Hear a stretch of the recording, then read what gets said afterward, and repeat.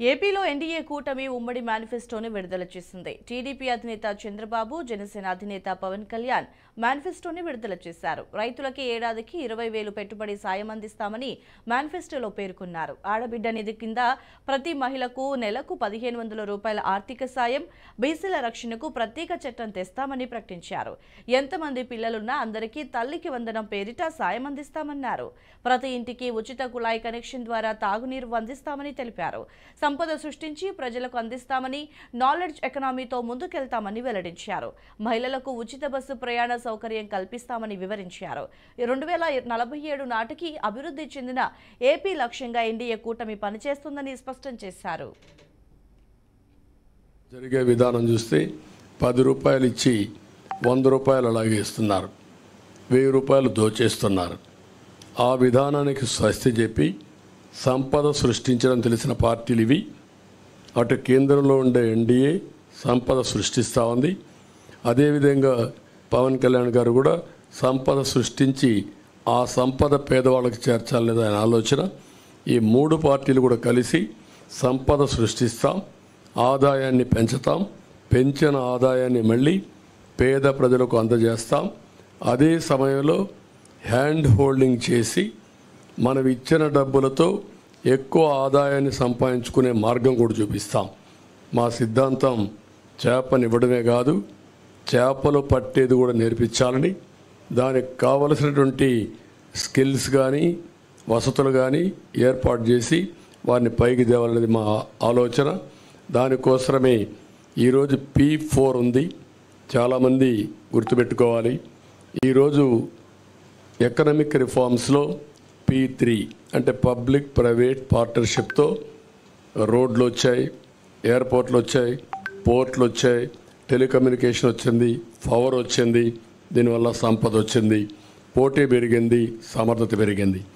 అదే సమయంలో ఈరోజు మా ఆలోచన భవిష్యత్తులో P4 అంటే పబ్లిక్ ప్రైవేట్ పీపుల్స్ పార్ట్నర్షిప్. ఈరోజు 10% పై బాగా ఆర్థికంగా పైకి వచ్చిన వాళ్ళు, కనీసం ఒక 20 మంది కిందన ఆర్థికంగా వెనుకబడిన వాళ్ళని పైకి తెచ్చే సామాజిక బాధ్యత తీసుకోవాల్సిన అవసరం ఉంది. ఇది జరగాలి. అందుకే ఏ పని చేసినా పేదవారి కోసం చేయాలనుకుంటున్నాం. దీనికి ప్రత్యేకమైన శ్రద్ధ పెట్టాం. పేదరిక నిర్మూలన అసాధ్యం కాదు. ఈ టెక్నాలజీ పెద్ద హ్యాండీగా ఉంది మనకు. నాలెడ్జ్ ఎకానమీ సాధ్యం. ఇది చేయడం కోసం అందుకే మేము తీసుకున్నది కూడా మీరు చూస్తే కాంప్రహెన్సివ్గా తీసుకున్నాం.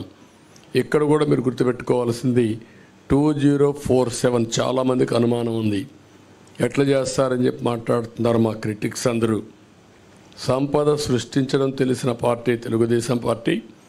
ఆ సంపద సృష్టి కూడా ఆటోమేటిక్గా ఏదైతే ఉందో ఒక ఎకో సిస్టమ్ క్రియేట్ చేస్తే డెస్ట్రాయ్ చేయకపోతే కంటిన్యూగా ముందుకు పోయే పరిస్థితి వస్తుంది. దానికి ఒక నిదర్శనం ఒక హైదరాబాద్, లేకుంటే ఐటీ రంగం, అలాంటివన్నీ చేసి ముందుకు వెళ్తాం. ఈరోజు గ్రామ పట్టణాభివృద్ధిని దెబ్బతీశారు దారి మళ్లించి. ఈ విధ్వంస పరిస్థితులను చక్కదిద్ది రాష్ట్రాన్ని గాడిలో పెట్టేందుకే ఎన్నికల రూపంలో ఒక అవకాశం మన ముందుకు వచ్చింది. ఈ విధ్వంస పాలన సాగనంపి స్వర్ణాంధ్రను నిర్మించుకోవడానికే మా కూటమి అభ్యర్థులకి ఘన విజయం చేకూర్చాల్సిన అవసరం ప్రతి ఓటర్ పైన ఉన్నదని విజ్ఞప్తి చేస్తున్నాం. తెలుగుదేశం పార్టీ చేసిన సూపర్ 6, అలాగే జనసేన ప్రతిపాదించిన షణ్ముఖ వ్యూహం, ఈ మూడిటితో కలిపి ముందుగా మేము 12తో ప్రారంభించి ఈరోజు సంపూర్ణంగా అన్ని ఎస్సీ ఎస్టీ అన్ని రకాల వర్గాలకి, ముస్లిం మైనారిటీలకి, క్రిస్టియన్లకి, అన్ని సంఘాల వాళ్ళకి, అన్ని రంగాల వాళ్ళకి చాలా సమగ్రంగా ఏర్పడిన కూటమి ఇది మన ఈ మేనిఫెస్టో. ఇది ముఖ్యంగా దీంట్లో నేను మీ దృష్టికి తీసుకొచ్చేది యువతకి 20 లక్షల ఉద్యోగాలు ఈ 5 సంవత్సరాల్లో, అలాగే నెలకి మనకి 3,000 రూపాయలు నిరుద్యోగ భృతి, స్కూల్కి వెళ్ళే ప్రతి విద్యార్థికి ఏడాదికి 15,000 రూపాయలు, ప్రతి రైతుకి ఏటా 20,000 ఆర్థిక సాయం, ప్రతి మహిళకి నెలకి 1,500 రూపాయలు, 19 సంవత్సరాల నుంచి 59 సంవత్సరాల వరకు, ప్రతి ఇంటికి ఏడాదికి ఉచితంగా 3 గ్యాస్ సిలిండర్లు, మహిళలకి ఉచిత బస్సు ప్రయాణం,